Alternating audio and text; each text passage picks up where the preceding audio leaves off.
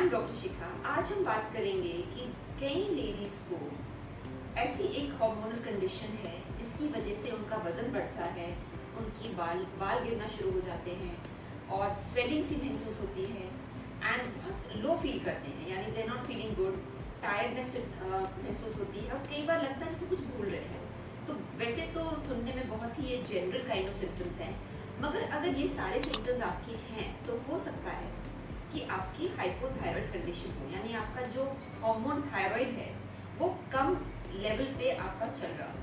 और जब ये हाइपोथायराइड कंडीशन डायग्नोस होती है, इसमें T3, T4, TSH को चेक किया जाता है। आमतौर पे अगर आपका जस्ट बॉर्डर लाइन है तो आपका T3 और T4 लेवल तो बिल्कुल नॉर्मल होगा, मगर TSH आपका बड़ा होगा, विच इज एक्चुअली कॉम्पनसेटिंग, यानी वो कॉम्पनसेटरी बढ़ जाता है क्योंकि T3, T4 इफेक्टिव नहीं है। जो इंटरेस्टिंग चीज है कि T3, T4 जो थायराइड हार्मोन है वो इफेक्टिव क्यों नहीं होता, क्योंकि उसकी लेवल्स बिल्कुल नॉर्मल होती हैं। और उसका रूट कॉज है जो आयुर्वेद में 5000 पहले लिखा गया था, उसका रूट कॉज है कि आपके जो हार्मोन्स है T3, T4 वो इम्पैक्ट नहीं कर पा रहे हैं आपके टिश्यूज को, यानी वो कम्युनिकेट नहीं कर पा रहे हैं आपके टिश्यूज के साथ। और ये कम्युनिकेशन के बीच में जो बैरियर आया है वो आया है आम, यानी टॉक्सिन्स का। आयुर्वेद में टॉक्सिन का जो शब्द होता है उसको आम कहते हैं, नॉट द मैंगो आम, द आम जो टॉक्सिन का शब्द होता है। और टॉक्सिन्स का मतलब क्या है? टॉक्सिन्स का मतलब अगर मैं मॉडर्न भाषा में आपको समझाऊं, मॉडर्न मेडिकल साइंस में, इट इज इन्फ्लेमेशन। यानी जैसे आपके शरीर में इन्फ्लेमेशन बढ़ेगी तो वो इन्फ्लेमेटरी जो इम्पैक्ट है आपके सेल्स का, जो कम्युनिकेशन है वो टूट जाएगा बिटवीन T3, T4 जो आपका थायराइड हार्मोन है एंड आपके सेल्स। तो यहाँ से शुरुआत होती है ये सारी बीमारी की।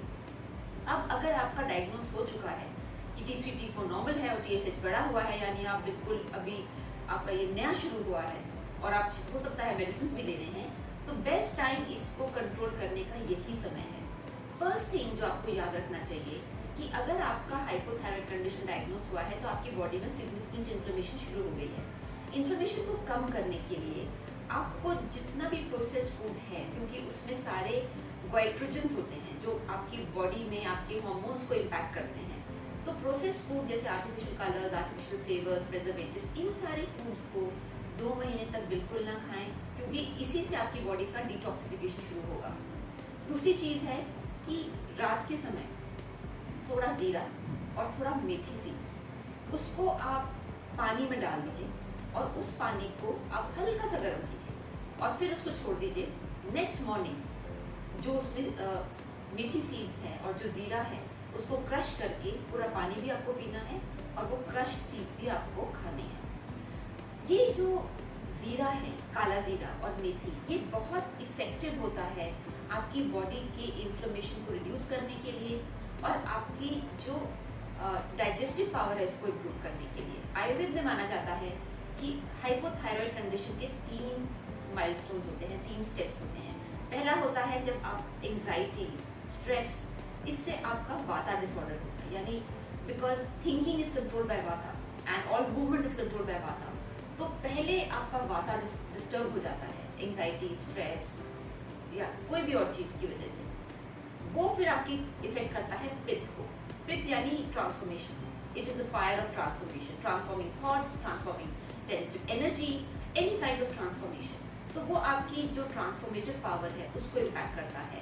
इंसिडेंटली जो ट्रांसफॉर्मेटिव पावर है पित्त की, वो आपके सारे हार्मोन से जुड़ी हुई है, यानी आपके शरीर में हार्मोनल इम्बैलेंसेस शुरू हो जाते हैं एंड फाइनली कफ पे वो लैंड करता है या it ends up as cough disorder. और कफ में फिर जैसे वाटर रिटेंशन फील हो रहा है, स्लगिशनेस फील हो रही है, मेमोरी इतनी शार्प नहीं है और नींद आती है, फटीग होता है, वेट गेन होता है, बाल झड़ने शुरू हो जाते हैं, तो वो फिर फाइनल स्टेज कफ की होती है जिसमें हाइपोथायराइड एंड उसके आगे जाके T3, T4 भी इम्पैक्ट हो जाते हैं।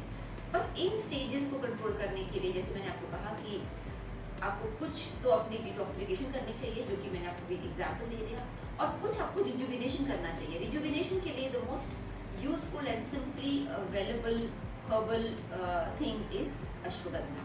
Ashwagandha is a stress adaptogen, यानी वो ऐसा नहीं है कि आपको खाते नींद आएगी, वो आपके शरीर को स्ट्रेस से झेलने के लिए, स्ट्रेस को बेयर करने के लिए आपको वो फंक्शनल स्ट्रेंथ देगा. You know it's a functional medicine, it is not a direct medicine, it improves the functioning of your body. तो अश्वगंधा आपको लेना चाहिए. तीसरी चीज़ है आपके टाइम टू टाइम आपको अपने को डिटॉक्सिफाई ज़रूर करना चाहिए, बिकॉज डिटॉक्सिफिकेशन से जितना भी टॉक्सिन है, आम है, वो इन्फ्लेमेशन है, वो घटता जाएगा और आपके हार्मोन्स बैलेंस में आना शुरू हो जाएंगे. So that is very very important. Of course standard advice जो न्यूट्रिशन की होती रहती है वो है गोइट्रोजन्स को अवॉइड करना, जैसे कि सोया के प्रोडक्ट्स हैं, but fermented products are still better than raw soyabean को खाना या नगेट्स खाना सोया के. It's better to have fermented अगर आपको खाना ही है. वैसे इसको थोड़ा कम खाएं, क्रूसीफेरस वेजिटेबल्स को भी थोड़ा कम खाएं, एंड अपनी डाइट में वेजिटेबल जूसेस को बढ़ाएं, कोकोनट वाटर को बढ़ाएं, because these are the kind of things which will reduce your hormonal imbalance and detoxify your body and automatically improve your functional health. So ये कुछ tips हैं, and keep watching, subscribe to our channel because we share Vedic nutrition tips which are natural nutrition tips to stay healthy naturally.